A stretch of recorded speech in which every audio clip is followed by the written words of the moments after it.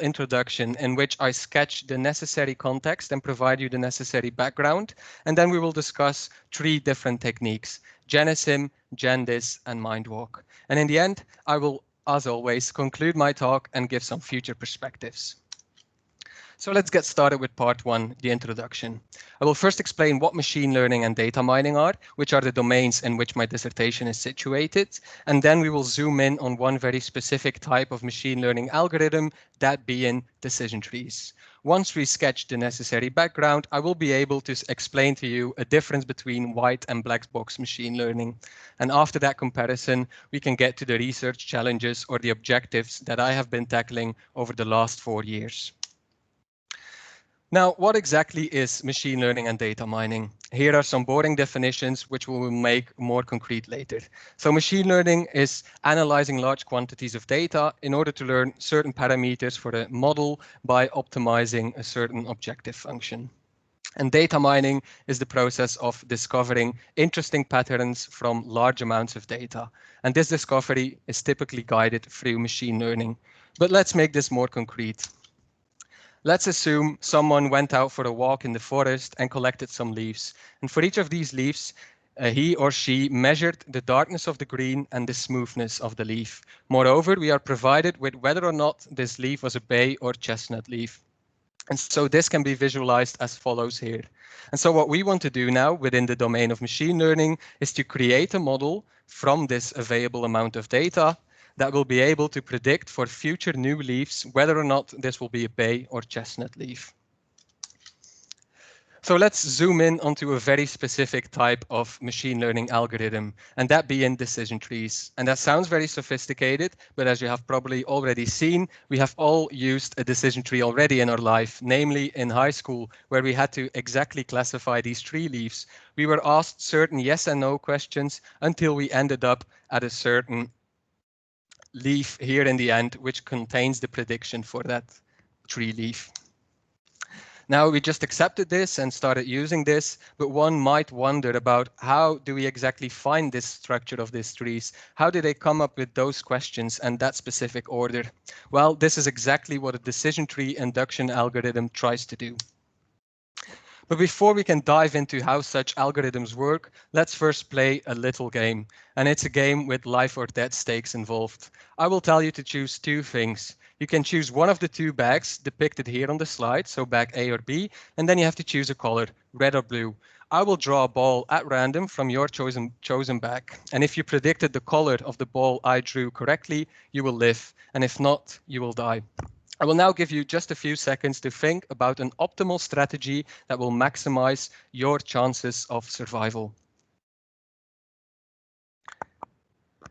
Okay, so let's dive straight into the answer and then find out why this is the optimal strategy. Well, the optimal strategy is choosing bag B and a blue ball.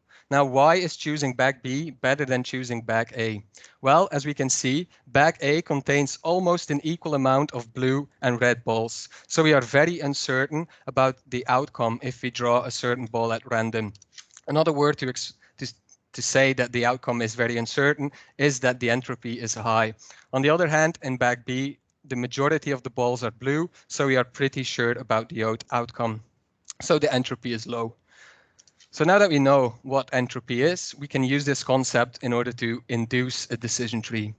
A decision tree induction algorithm consists of 3 different steps. First, it will try to find or mine the best split. Then it will partition the data according to that split, and this continues recursively. So again, we'll make this concrete. We are provided with some data here on the right bottom, and we're looking for a certain split. This horizontal line is not ideal. As we can see, both on top of this line and beneath this line, there's still quite a high entropy, or the uncertainty is high. This is a much better split, this vertical line. So we take this one and we partition the data according to that split. Moreover, this split corresponds to a node in the decision tree, which corresponds to a certain test, testing whether the darkness of green, which we'll just depict with x1, is smaller than this specific value t1. If this is the case, we are to the left of the line, and if this is not the case, we are to the right of the line. So as I said, we partition the data according to that split, and we continue recursively. On the left, we are pretty much done. We could try to split off this one single red point, but that's typically not an ideal strategy. But on the right-hand side, we can still find a very good split that actually perfectly distinguishes the remaining blue points from the red ones. So throwing this all together, we have found two splits that correspond to this decision tree on the right. And now we can use this decision tree to classify new leaves in the data set, which are depicted by not colored circles here in the data space. So according to that tree, all the points that end up in this region will be predicted to be blue, while these will be red and these will be blue. So now we know what decision trees are, and now we can get into the definition of black versus white box machine learning. White box machine learning are the algorithms that are inherently explainable, and the decision trees we have just saw are an example of this. On the other hand, we have the black box algorithms, and these typically have a very high complexity, and it's often impractical and infeasible to get a good explanation from these algorithms. And a typical example of black box algorithms are neural networks. But again, let's try to make this more concrete. We are provided with the following variables from 570 patients, and we want to train a machine learning model that will predict for future patients whether or not she has breast cancer. And we will compare a white box algorithm, that being a decision tree, side by side to a black box algorithm, that being a neural network. So here are the both of the models that are fitted on that data side by side. On the left, we have the decision tree, and on the right, we have the neural network. And at first sight, one might think, well, these graphically look very similar. This neural network is almost a 90-degree rotation of this decision tree, but actually they are vastly different in how they come to a certain prediction. In order to get a prediction from this decision tree, we have to ask simply 3 yes or no questions. On the other hand, if we want a prediction from this neural network, we have to evaluate this very complex mathematical formula.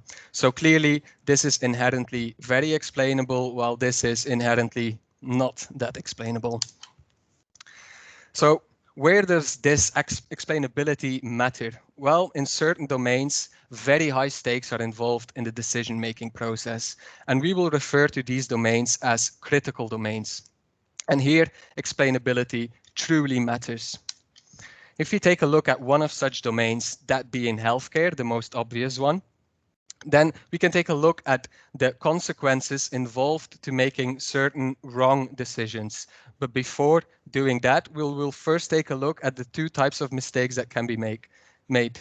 On the one hand, we have false positives. This is when the model predicts positive, but the true label is negative. And on the other hand, we have false negatives. And this is when the model predicts negative, but the true label is positive.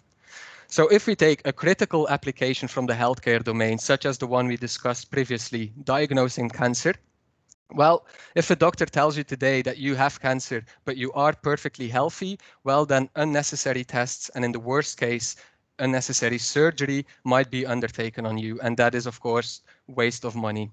But the other type of mistake is much worse. When a doctor tells you that you are perfectly healthy, but you are having cancer, then you will go home without a worry and you might actually die.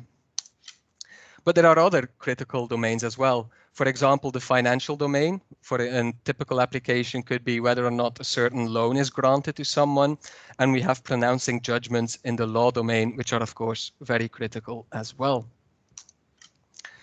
So it's clear that for these kind of applications and in these kind of domains, machine learning systems should support experts in their decision making and not replace them. So you might think, well, problem solved then just use a white box approach if that's what matters. Well, unfortunately, there are some disadvantages to white box approaches, and it's exactly those disadvantages that I have been trying to at least partially solve throughout my PhD the last 4 years. A first disadvantage is the fact that white box techniques typically achieve lower accuracies than their black box counterparts. A second one is that White box machine learning algorithms require the data to be represented numerically. And this is often straightforward, but sometimes this is not that straightforward.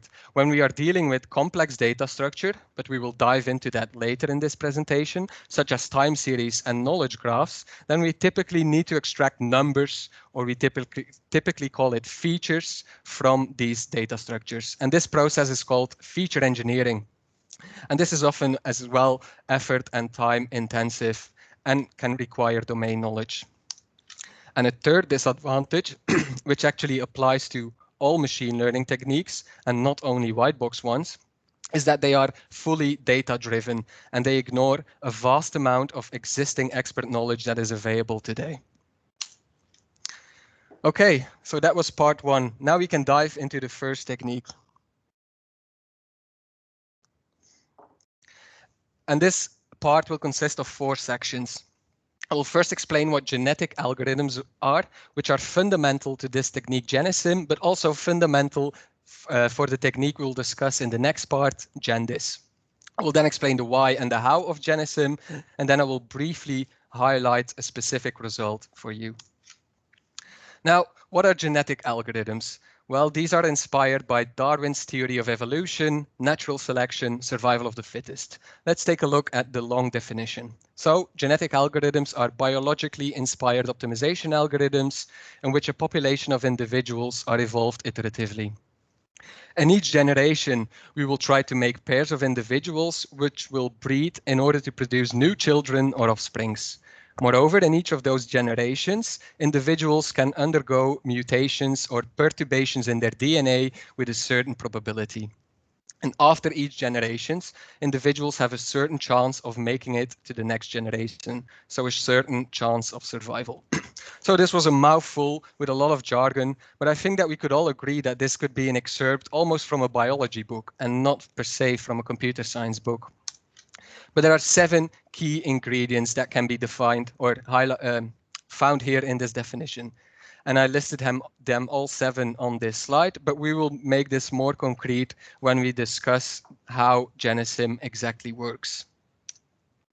But before we discuss how it works, let's first make 2 observations. First, when I was explaining how these decision tree induction algorithms work, then one might have noticed that these work in a greedy and top-down fashion.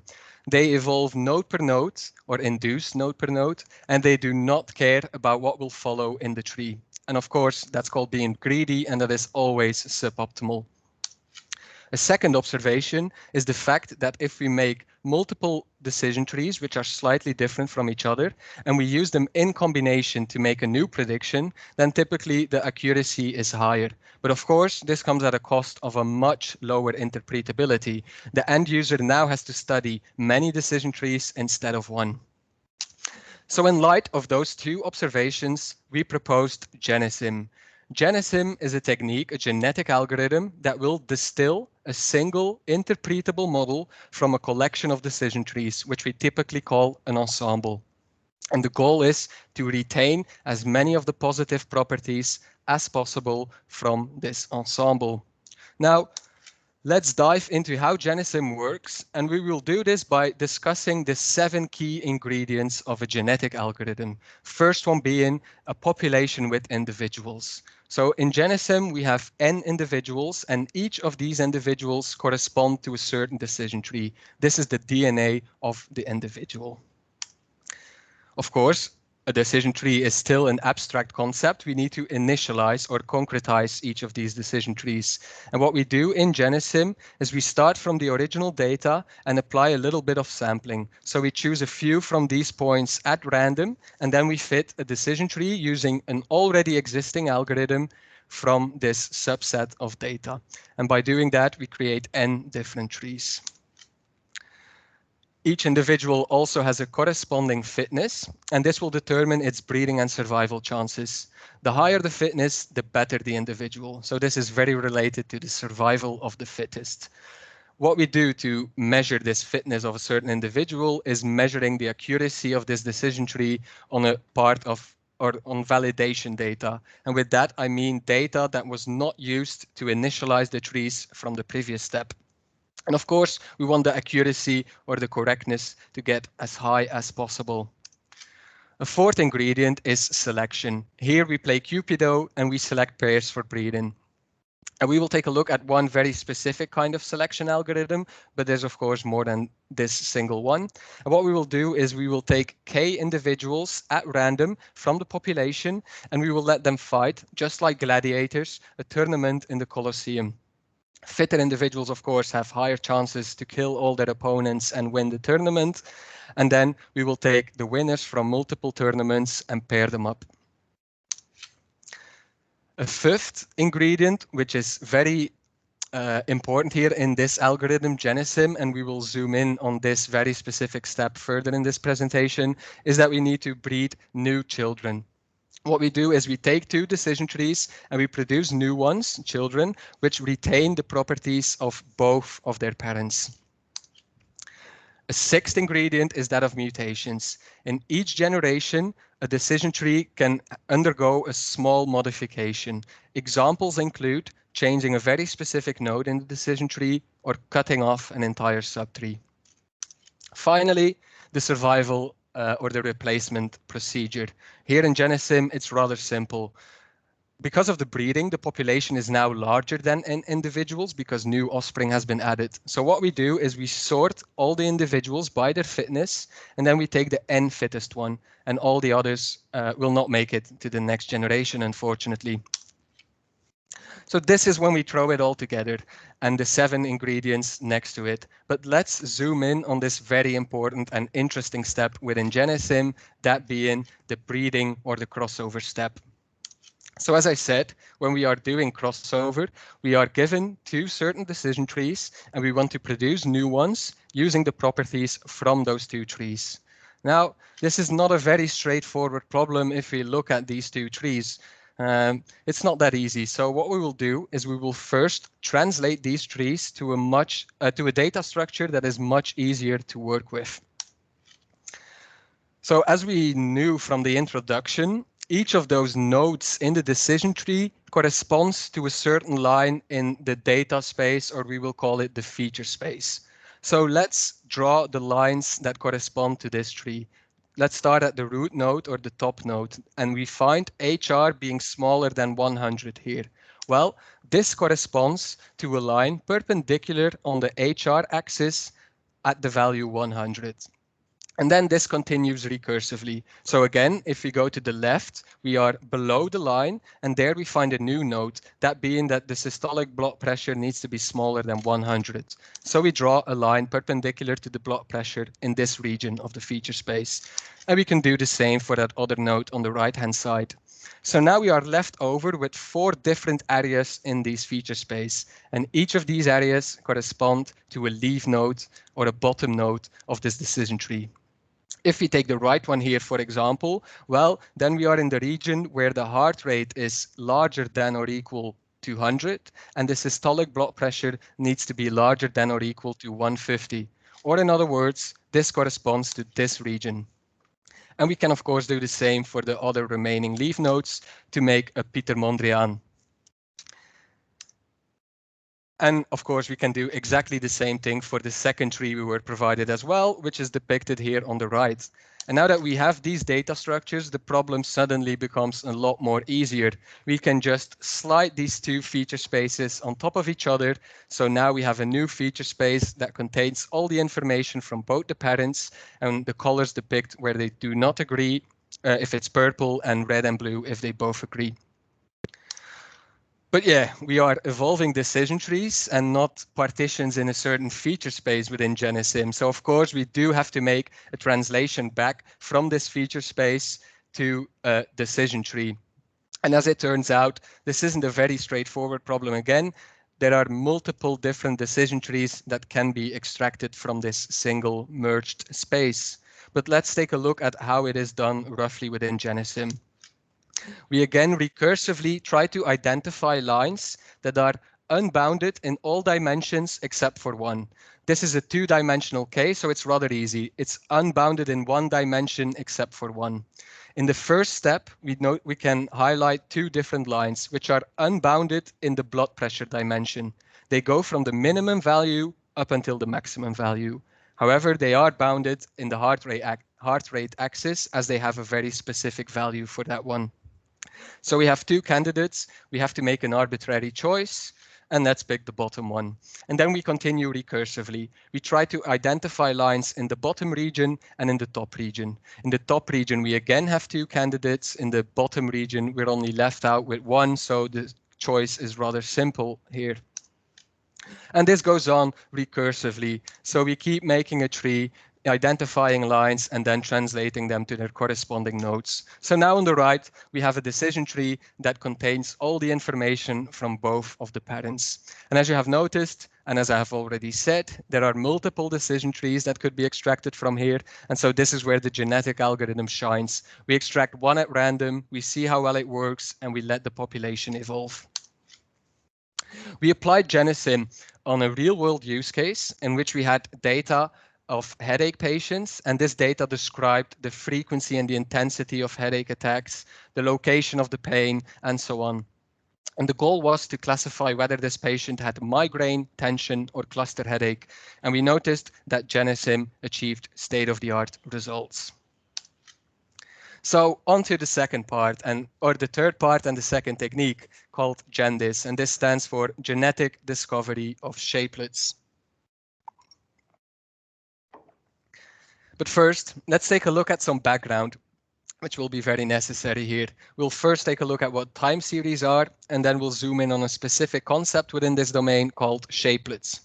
I will then explain how Gendis works, and we will only briefly again look at some results. Now, the explanation about what time series are will be rather short because it's a very simple concept. It's nothing more than repeated measurements, and we almost see them on a day-by-day basis. Some phenomena that can be naturally modeled with these time series are typically stock prices, sales numbers, and so on and so on. But also physiological parameters of patients in a hospital measured by a plethora of different sensors, such as heart rate, blood pressure, and so on and so on. Now, these are numbers, measurements, repeated over time. So one could think, can we not feed these time series in their raw format to a white box machine learning algorithm? Well, the answer is, unfortunately, this won't work well, because these machine learning algorithms typically assume that all the numbers that you provide to it for a certain instance are independent from each other.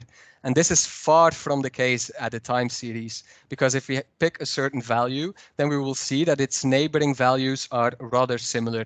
So to express that in other words, the neighboring values are very correlated.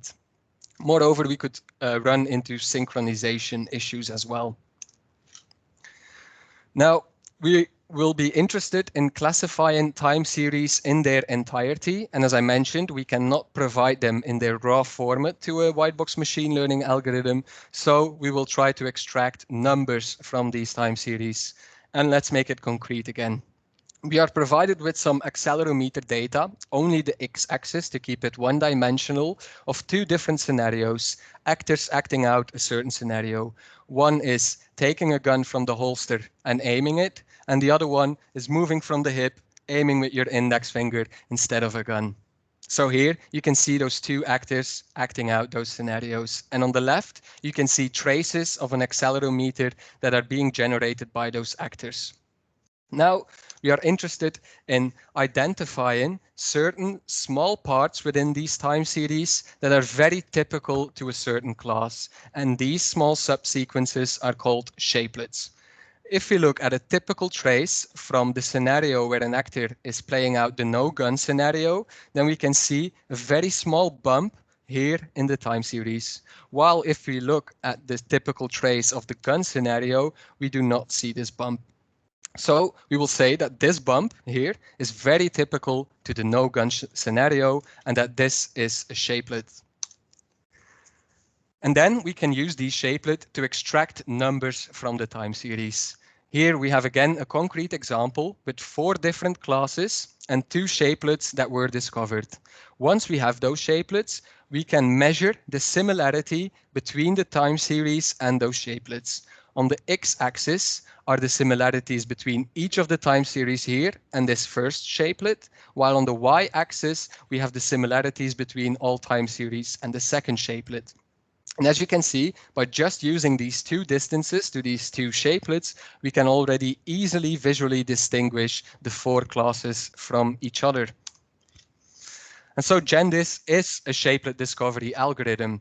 It will try to mine for certain shapelets such that we can ideally transform the data into their distance transformation and then provide these distances to a white box machine learning algorithm. We will not go in depth on how Gendis specifically works because we only have 40 minutes or 45 minutes, unfortunately, but I will say that it is very similar to Genesim, as it is also a genetic algorithm, except that instead of evolving decision trees, we are evolving collections or sets of shapelets. We compared Genesim to three other techniques on 84 different benchmark data sets. And here is a summary of those results called a critical difference diagram. For each of the techniques on each data set, we rank them according to the correctness on that data set. Rank null means that this certain algorithm is the most accurate or the most correct, and rank 4 means it is the least correct. And here we see those average ranks. And what we see is that Gendis is competitive to a technique called ST, standing for shapelet transform.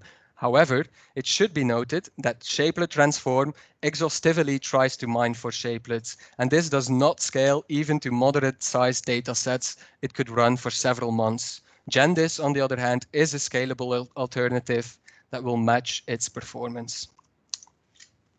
So now we can go on to the final technique and the fourth part, that being mind walk, and that stands for mine-in interpretable and discriminative walks for classifications of nodes in a graph. So I will first again provide you some background on what specifically these graphs are, and then I will explain how mind walk works. And then we will again briefly look at some results. So what is this complex thing called graphs? Well, it's actually a very simple thing that has a complex word on top of it. So it's nothing more than a simple network. And we all know networks. If we take again a look at a concrete example, let's say Facebook friends. Well, Facebook is a social network. So what we can do is we can draw the persons on Facebook here on a slide, and then we can draw arrows in between two or pairs of persons or people when they are friends with each other. So I have different friends on Facebook, Jacques and Charlotte being two of them, and they are also friends with each other. Moreover, both Jacques and Charlotte have friends on Facebook that are not mutual friends with me. Now, knowledge graphs are a specific type of graphs. They are a graphical representation of a collection of triples. And a triple is nothing more than a simple small nugget of information consisting of three different components: a subject, a predicate, and an object. An example of such a small nugget of information could be that person 1 is the author of paper 1. Now, this is a very easy format, but it is also very flexible and therefore ideal to express, for example, prior domain and expert knowledge. And as I said, knowledge graphs are a graphical representation of this collection of triples. If we again take a look at this specific triple, person 1, author of paper 1, well, this corresponds to those two nodes, person 1 and paper 1, with an arrow going in between those two nodes from person 1 to paper 1, and on that arrow we find the label author of. Now, this graph does look a little bit different to the Facebook friends example. Why? Well, because we have these labels on the arrows. And that kind of complexes the situation. So let's just avoid this complexity. We will convert each of these knowledge graphs to regular graphs as depicted here on the slides.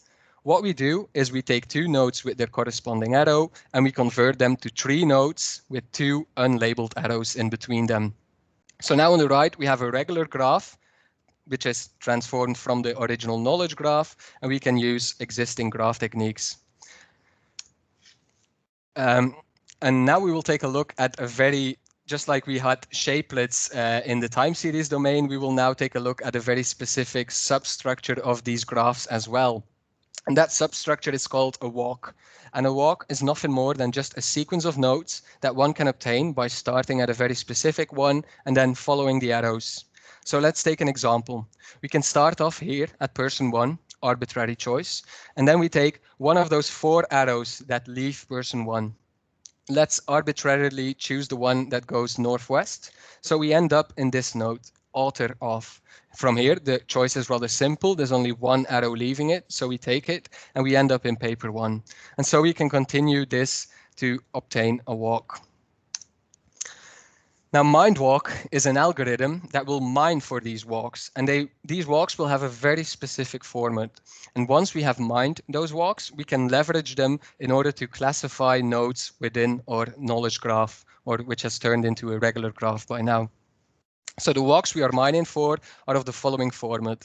We have a certain root node, followed by d wildcards, ending up at a certain specified node or vertex v. And this sounds complex or seems complex, but it is nothing more than, can we reach V starting from root in exactly D hops? Let's take a look at 3 walks and see whether or not we can find them in this knowledge graph. First walk being person 1, wildcard paper 1. So can we reach paper 1 starting from person 1 in 2 hops? Well, yeah, we just took that walk, so yes, we can do it. But can we reach paper 1 starting from person 2 in 2 hops? No, we can only reach person, paper 3, and paper 4 starting from person 2.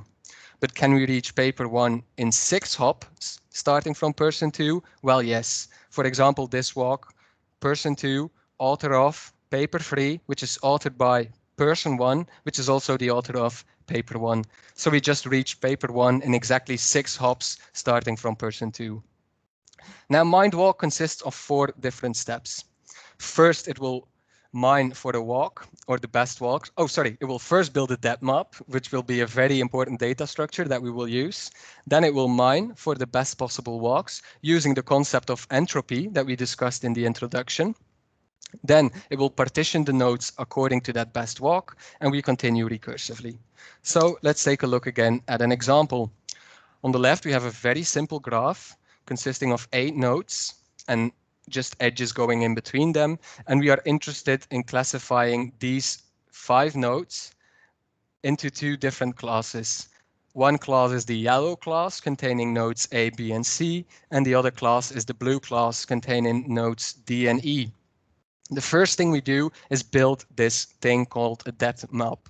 What we do is for each node, we keep track of the nodes we can reach in a specific amount of hops. So if we take a look here at the second row in this table, well, in the first column, we find the numbers or the nodes 1 and 2. This means that we can reach those nodes starting from B in 1 hop. And this is exactly the case. We can go to 1 and 2 in exactly 1 hop. In the second column, we find the number 3, and this means that we can reach 3 starting from B in 2 hops. Let's take the walk, B, 2, 3. That's 2 hops. So we can do this for each of the nodes. And once we have got that depth map, we can actually extract all possible walks from this new data structure. In the first column, we find the unique labels 1, 2, and 3, and these correspond to these walks here. So 1 hop ending up in a certain node. In the second column, we only find 1 unique label, that being number 3. So this corresponds to this specific walk, 1 root node wildcard 3. Once we got all the walks, we can check for which nodes we can find a specific walk and for which one we cannot find a walk. So let's do this, and let's take a look at, for example, this walk here on the left. Can we reach 1 in 1 hop starting from a node? Well, we can make these T tables. It turns out that we can reach 1 in 1 hop starting from B and C. For all the others, we cannot find this walk. So once we have these T tables, we can actually look at what the entropy is in each of these partitions we just made. And from this entropy, we can calculate a derivative metric being information gain. And we are trying to maximize this. So in this case, the walk on the left maximizes the information gain. Now, once we have found that walk, we continue to the third step. What we do is we partition the nodes into two parts, one being the nodes for which this walk could be found, and the other part being the nodes for which the walk could not be found. So one part will be B and C, and the other part will be A, D, and E. So we can also visualize it as follows, where we partition the graph as well, and then we continue recursively. On the right, we are done because the entropy is as low as it can be. We're not uncertain at all anymore. And on the left, we could still continue. We could split off this single node D from A and E. And one might notice that it will be impossible to distinguish between A and E because they contain the exact same depth maps. So we extract that walk to distinguish D from those two other nodes as well, and then we can build a decision tree from the walks we have just extracted. And now this decision tree could be used to classify new incoming nodes into the graph. We compared MindWalk to state-of-the-art black box algorithms, that being relational graph convolutional networks and RDF2VEC. And we found that MindWalk, in combination with a decision tree, so being fully interpretable, is quite competitive to these black box counterparts, while being fully interpretable. Moreover, if we leverage these walks for somewhat less interpretable techniques, then we can actually outperform those black box counterparts while still providing some type of interpretability. Here on the left bottom of the slide, you can see a larger tree induced by MindWalk. So we're even a bit ahead of schedule, so that's very nice. It's time to conclude my presentation and give some future perspectives. So in these critical domains where high stakes are involved in the decision-making process, it's clear that machine learning systems should support experts in making their decisions and not take their place. But of course, we want systems that are both accurate and explainable. And for that, disadvantages corresponding to white box machine learning need to be partially solved or at least improved. So to recap and to grasp back to the three disadvantages we discussed during the introduction and how we at least partially solve them, let's take a look. So the first disadvantage was the fact that white box techniques are typically achieve lower accuracies than their black box counterparts. Well, we proposed Genesim, which distills a single interpretable model from an ensemble, and it tries to retain as many of the positive properties of that ensemble as possible. And one of the positive properties is the fact that it has increased predictive performances. However, we still found, when comparing on multiple datasets, that it is still competitive to an already existing algorithm being C4.5. However, there are still many improvements possible. The second disadvantage was the fact that this feature engineering process, which is required for white box machine learning, can be effort and time intensive. Moreover, it could require domain knowledge as well. We proposed two different techniques, Gendis and MindWalk, that can extract explainable features with high predictive power for time series and graphs, respectively. Moreover, both of these techniques are domain agnostic, and that means whether you have time series from the financial domain or from the healthcare domain, Gendis can be applied on it. A third disadvantage, which was applicable to all machine learning techniques and not only white box machine learning, is that they are fully data-driven and that they all ignore a vast amount of existing knowledge. Well, we propose to model expert knowledge in a format called a knowledge graph, and then to process these knowledge graphs with dedicated techniques, such as the one that proposed here in this presentation, MindWalk. The future is bright and holds many promising perspectives, and we will take a look at three of them. The first one being putting decision trees into practice. For some tasks, it will be almost impossible for white box techniques to outclass the black box counterparts. And one of those tasks is, for example, image classification, where convolutional nets typically achieve state-of-the-art accuracies. However, these tasks are typically only a smaller part of a much larger task.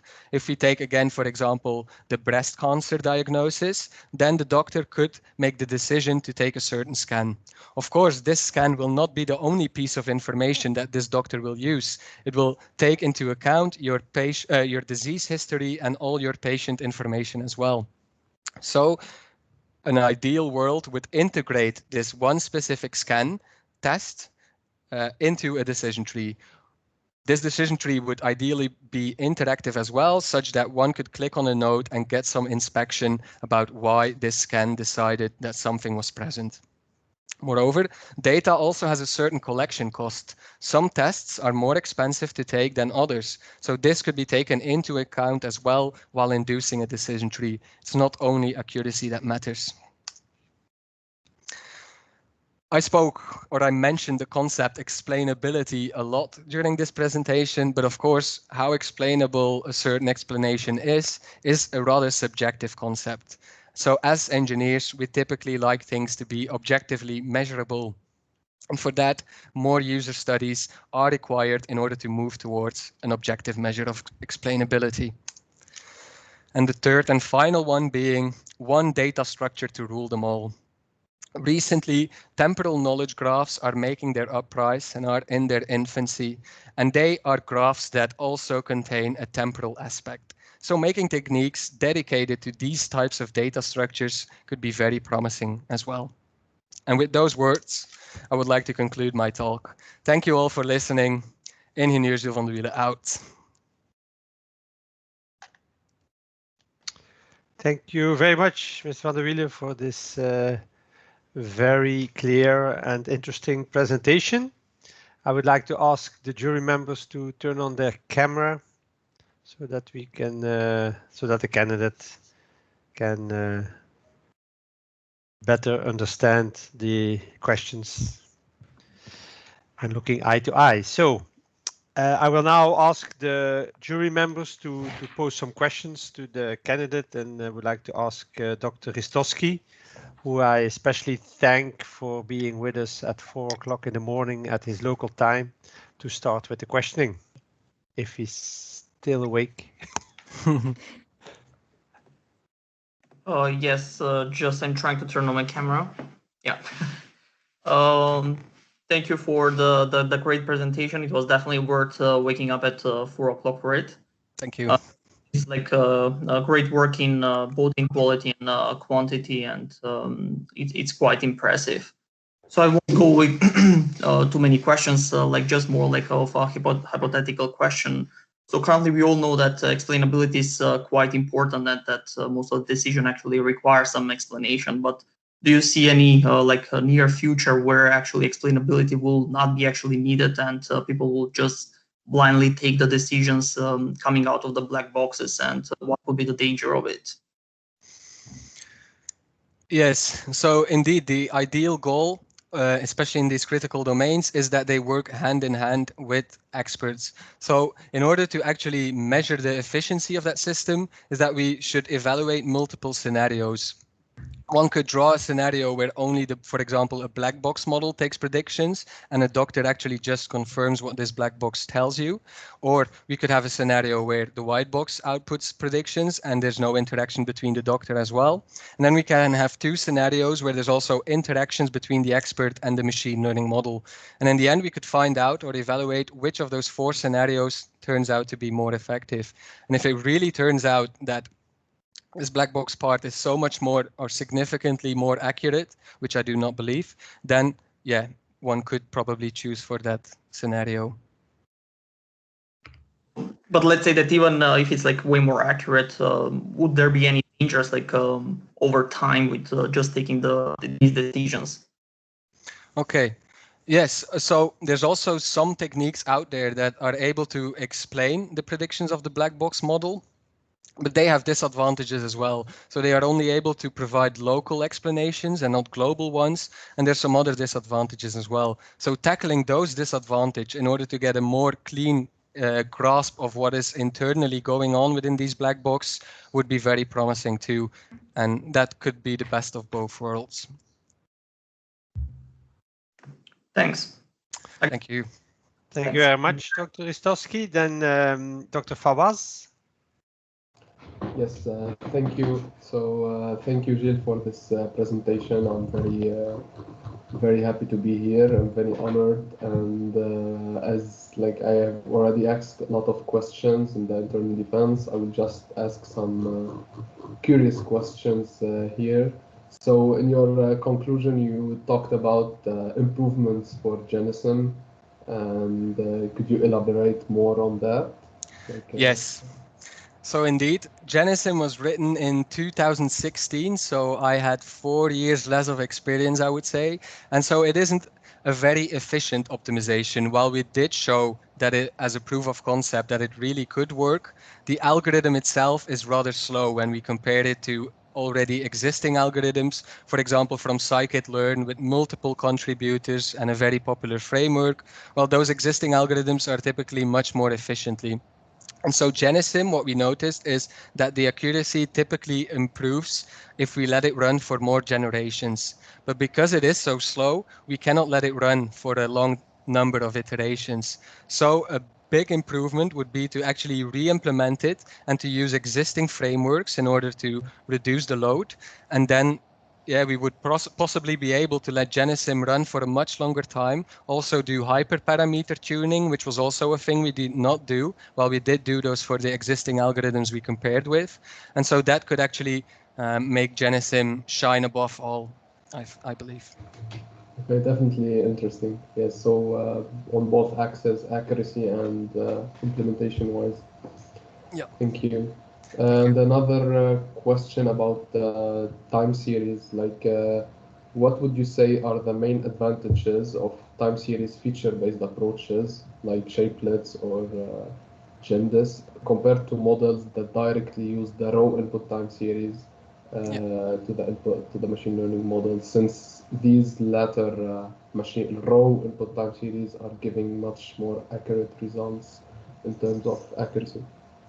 Exactly. So indeed, if you would compare those white box to black boxes in the time series, then there are some advantages to the black box approaches. Indeed, as you mentioned, they can actually work on the raw time series as well, and they can often be a bit more accurate as well.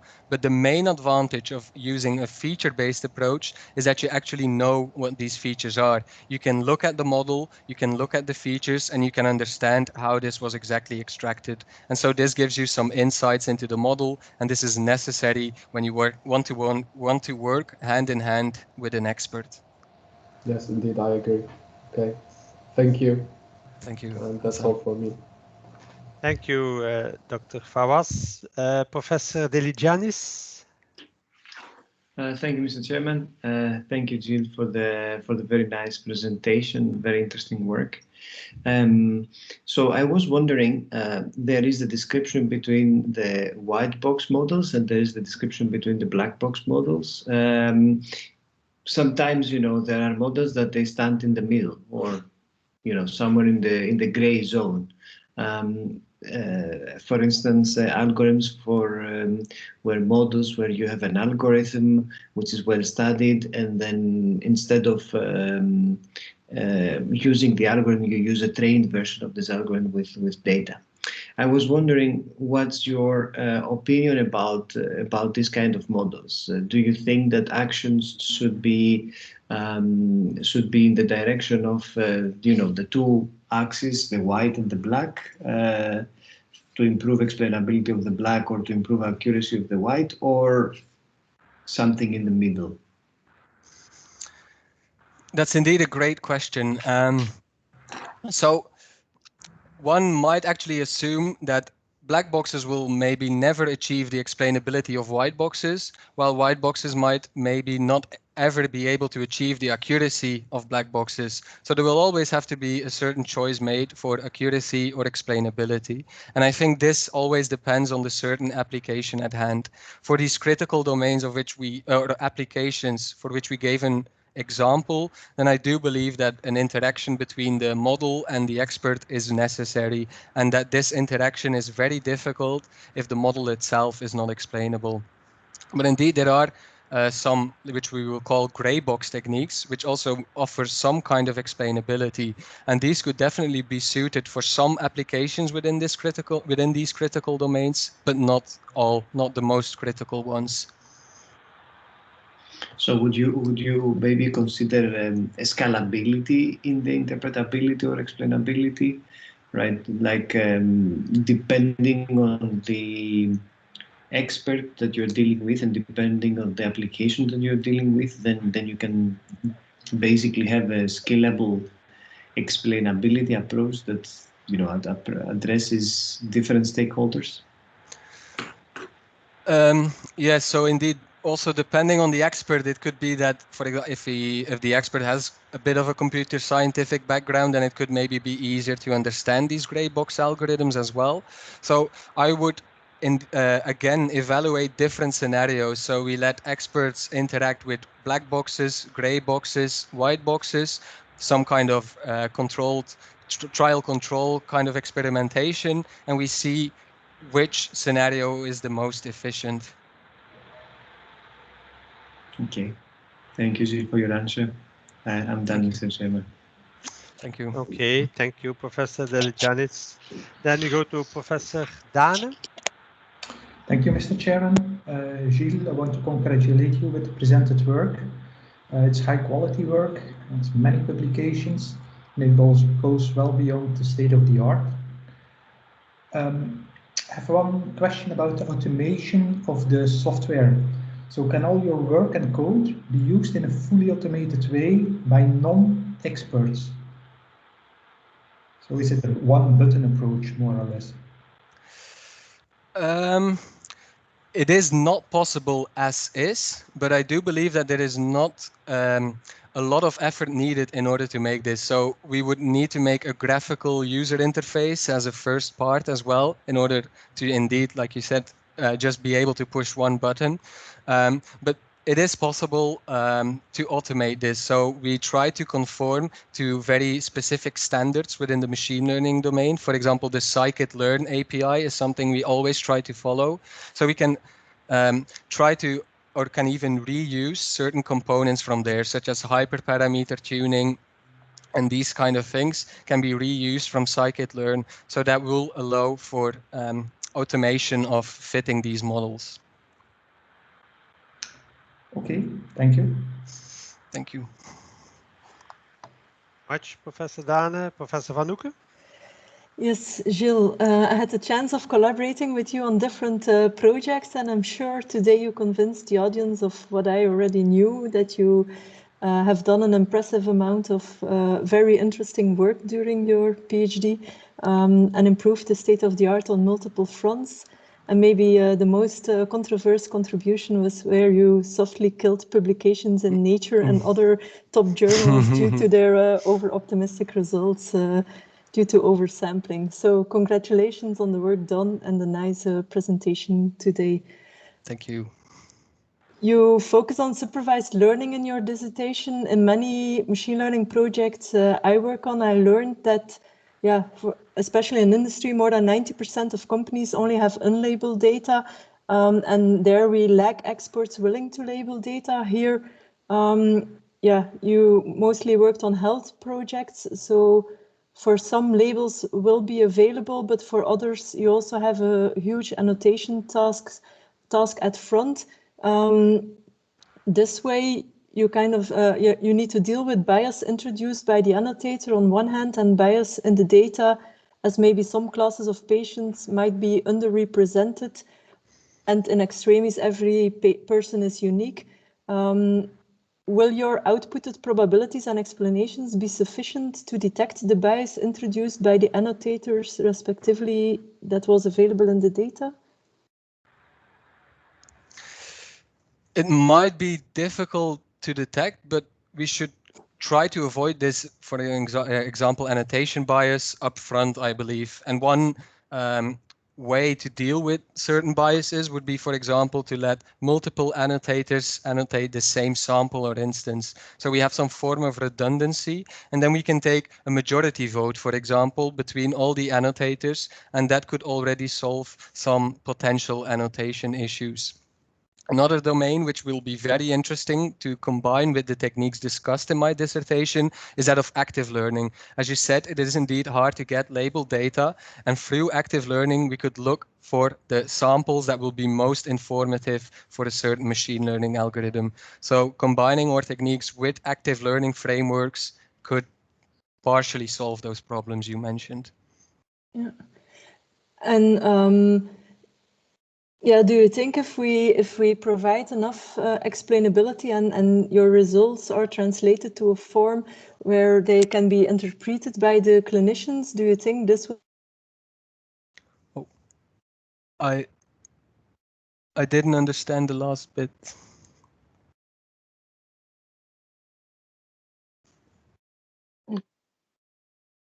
I think we lost connection with Sophie. Yes, Okay. It seems the connection was lost. So let's wait a few seconds to see if Professor Nuke can re-log on. Yeah. In the meantime, I would like to ask the supervisors if they want to ask questions.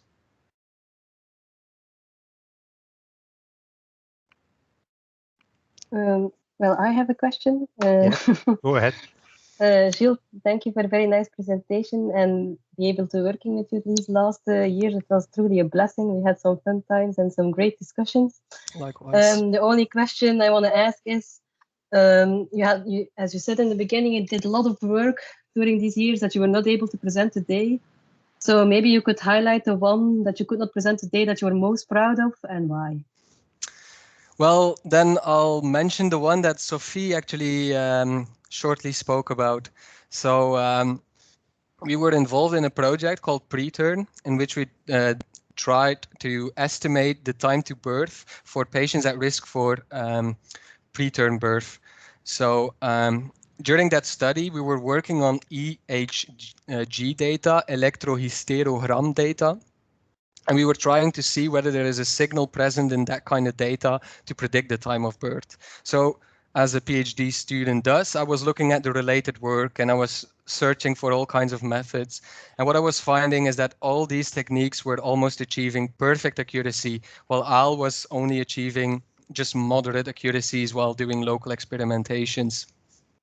And so, yeah, we became quite skeptical about those results, and we decided to try and reproduce those results. And we managed to reproduce those results, but only by making a fundamental mistake in our machine learning pipeline.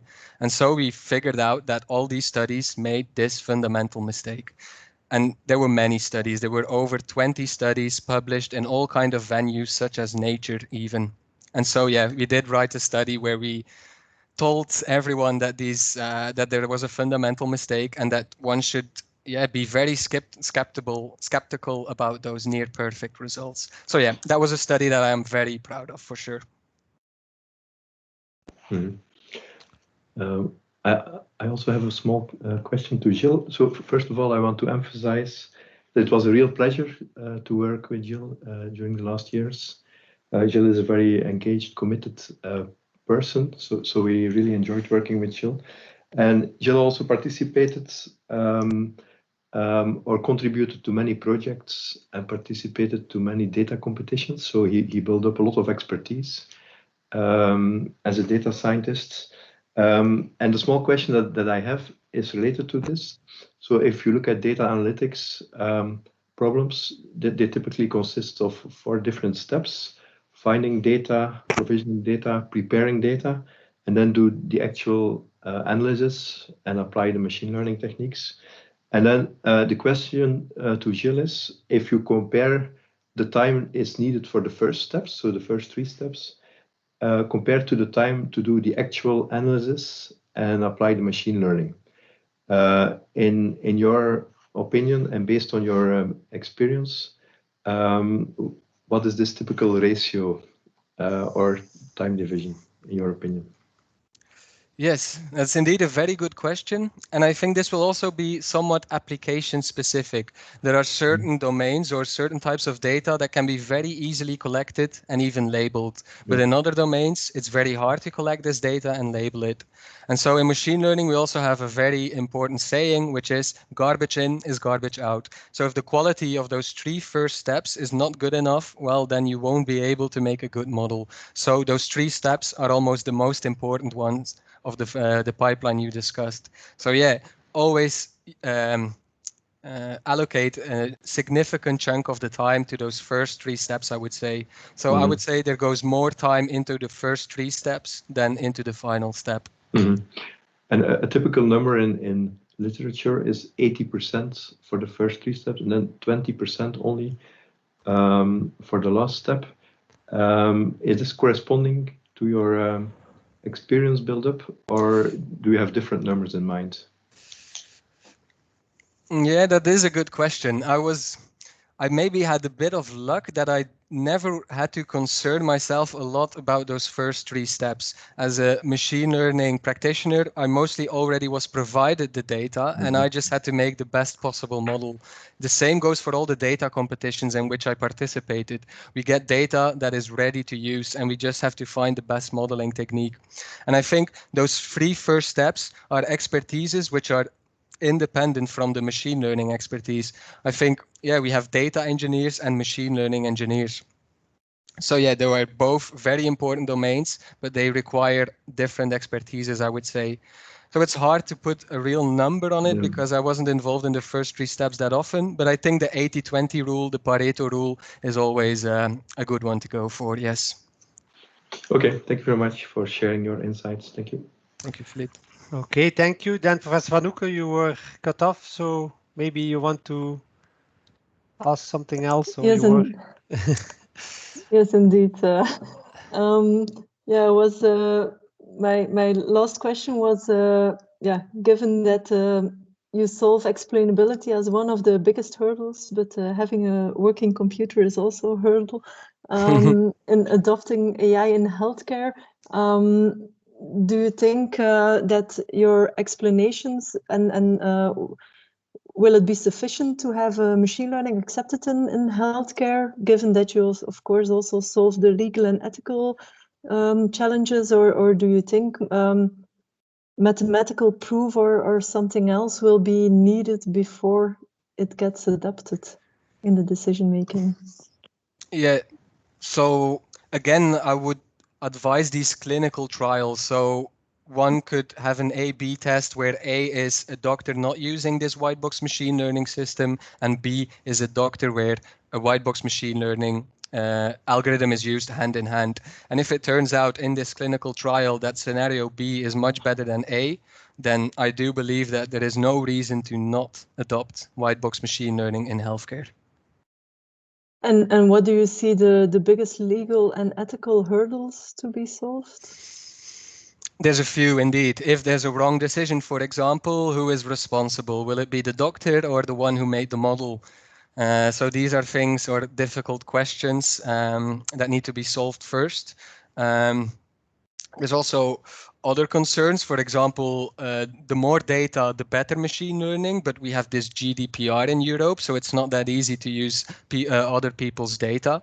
And so actually we are hindering our machine learning algorithms. And there a new domain is in its infancy as well, and that's called federated learning, where we try to use data from different sources, but still have this data encrypted in some manner. So one is not able to inspect the data, but is able to use the data for his or her machine learning algorithm.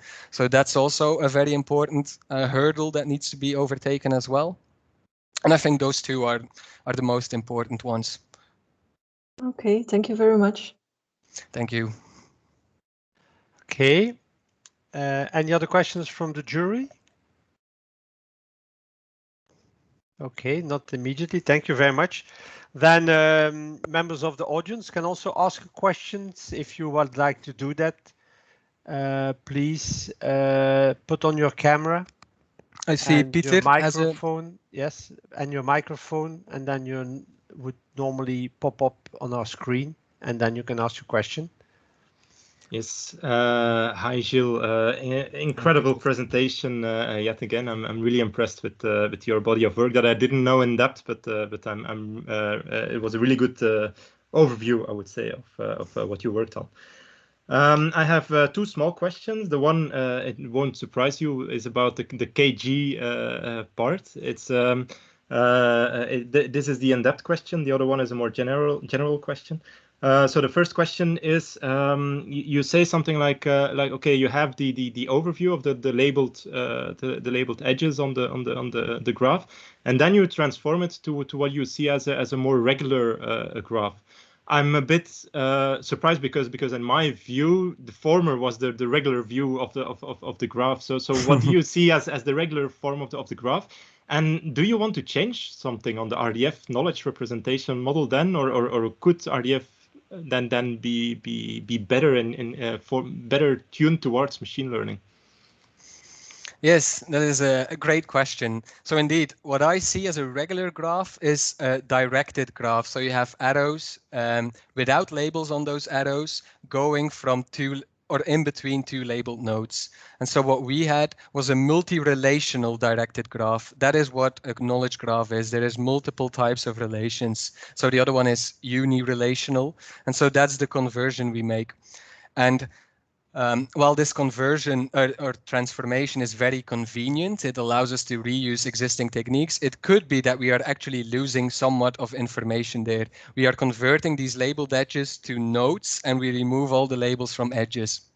So if we could actually make dedicated techniques that can work on this multi-relational directed graphs, then that could be very promising. So I don't think we need to change something to the RDF standard per se, but rather try to make machine learning techniques work on these multi-relational graphs as well. Okay, that's a very interesting answer. My second question is about scholarly communication. Like also as Philippe already mentioned, you already participate in these challenges. You're great with the Kaggle competitions.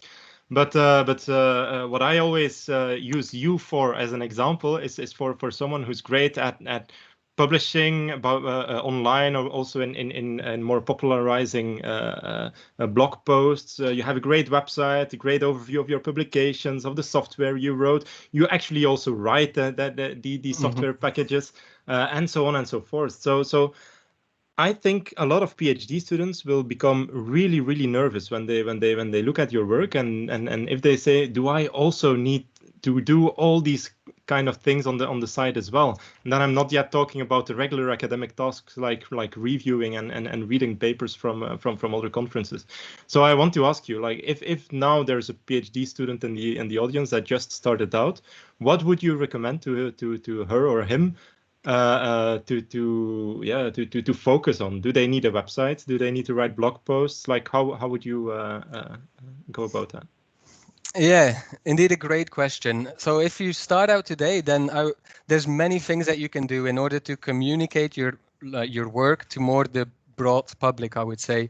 And they go from very low effort to a bit of effort, I would say. And so one thing that is very low effort is having a Twitter account, for example. If you start out today, make sure you are already making your Twitter account today, because it takes some time to gather followers. So the earlier you start, the more outreach you will have by the end of the PhD. Moreover, as you may have mentioned, I think it's somewhat important to try to bring that research to the general public. So instead of focusing on maybe releasing another study, one should maybe focus on trying to get the study that is already out there to more people. And that can be done through blog posts, for example, which also don't take that much time in comparison to writing the paper itself, I would say. And they do get a lot of outreach. And then, the website. Well, I think that is very handy for just everyone to have as a PhD student. It allows a nice overview of your work, but it can really help for your future academic career, or even a career in industry, as it is a nice overview of what you have done. So it will only help you out, and it takes only quite a bit of work, but not that much, I would say. Okay, thank you very much. I see there was another person raising his hand, Mr. Nota. Yes, go ahead. First of all, Gilles, congratulations on this nice talk and also the last years. I mean, I've been not a direct colleague of you, but we spoke often enough. Also, I think indeed, as mentioned already, your name is probably dangling at the top of some Kaggle leaderboards somewhere. So congrats on that as well. I have some questions because you're really focusing on like the interpretability. So first of all, it's a difficult word, so congrats on saying it so many times. But these evolutionary frameworks, like the evolution itself, I would personally also consider that maybe black box. But that aside, if you have this evolved structure, and I can imagine for some tasks, it's actually a very big tree. Do you think that then some arbitrary or seemingly arbitrary choices within this tree can be made? And do you think it's still then explainable where this one, distinction between one part of the data and the others, like the experts have no idea why the machine learning algorithm is actually doing that? Do you think it's still white box in that regard? So indeed, it's probably not as explainable on how that model was specifically made, but the model in itself is indeed explainable. So that is indeed a good suggestion or a good highlight you made. And so even for the gradient-based algorithms, so like neural networks, for example, we can get this kind of explainability, which is also one of the chapters actually in my dissertation, where we use the gradient-based framework to discover these shapelets. And these are typically called explainable by design. So the outcome of your entire optimization algorithm will be something explainable. And indeed, often how this optimization is done is a little bit less explainable for sure. It often needs somewhat of a mathematical background or an engineering background to even roughly understand what is going on inside. But I think, yeah, it may be possible for some algorithms to have like this, very crude explanation about like this is somewhat how it goes, and this is the model that came out of it. And other than these trees that you Oh, yeah. that you threw out, do you think there are other, because I'm not that aware of them, but are there other interpretable structures that you think have potential in the future? I think like a very old one from the statistics domain is regression, which is linear regression, for example, which is also a very simple formula. And we can give you a lot of insights as well by just looking at the weights that are corresponding to each input feature. So that is explainable. You can print it out. You can calculate that sum for yourself and get the outcome.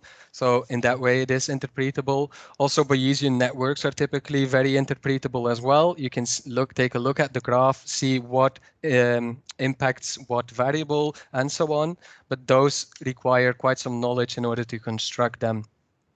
And to get back to something I forgot to answer of your previous question, even if the decision tree is very large, indeed, then the interpretability might not be great, but one could ask, how are other techniques going to look like on that data? If a decision tree is already large, well, then I can assume that you need quite some layers in your neural network as well. So you're even making it more complex, those black boxes.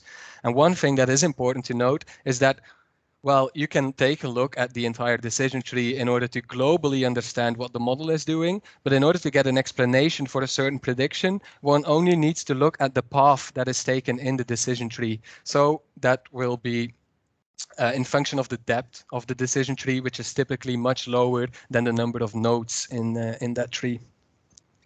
True. Okay. Thanks for the questioning and congrats. Thanks, okay. Thank you very much. Thank you also. So I would say the members of the jury for your questions. Thank you, Gilles, for your presentation and answering the questions also from the public. So the jury will now withdraw to the virtual meeting room to discuss the results, and then we will come back here, which probably won't take too long. So please stay tuned.